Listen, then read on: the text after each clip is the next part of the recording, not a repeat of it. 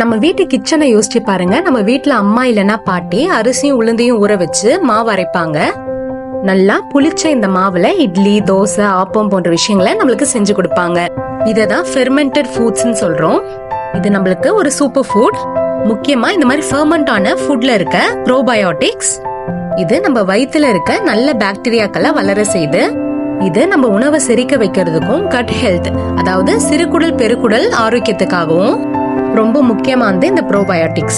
அதே மாதிரி வயிறு உப்புதல், மலச்சிக்கல் இந்த மாதிரி பிரச்சனைகளுக்கும் நம்மளுக்கு இந்த ப்ரோபயோட்டிக்ஸ் சிறந்த மருந்து.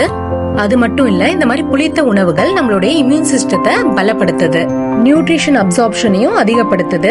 நம்ம உணவுல இருக்க வைட்டமின்ஸ், இரும்பு சத்து, கால்சியம் எல்லாம் ஈஸியா நம்ம உடம்புக்கு கிடைக்க உதவி செய்யுது. அதனாலதான் இட்லி, தோசை எல்லாம் சாப்பிட்டோன்னே ஒரு எனர்ஜி பூஸ்ட் நம்ம ஃபீல் பண்ணுவோம்.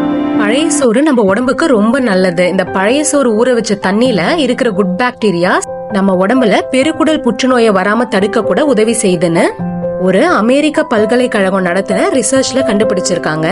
மிச்சமான சாதத்துல தண்ணி ஊத்தி வச்சுட்டு காலையில அது நல்லா ஃபெர்மெண்ட் ஆன பிறகு அதுல வெங்காயம், பச்சை மிளகா, புளிச்ச மோர் எல்லாம் கரைச்சு தாளிச்சு சாப்பிட்டு பாருங்க. நம்ம வீட்டு குழந்தைகளுக்கும் இந்த மாதிரி சத்தான உணவை கொடுத்து பழக்கணும். நம்ம பல அட்வர்டைஸ்மெண்ட்ஸை பார்த்து குழந்தைங்களுக்கு பல ஜங்க் ஃபுட்ஸை வாங்கி தரோம்.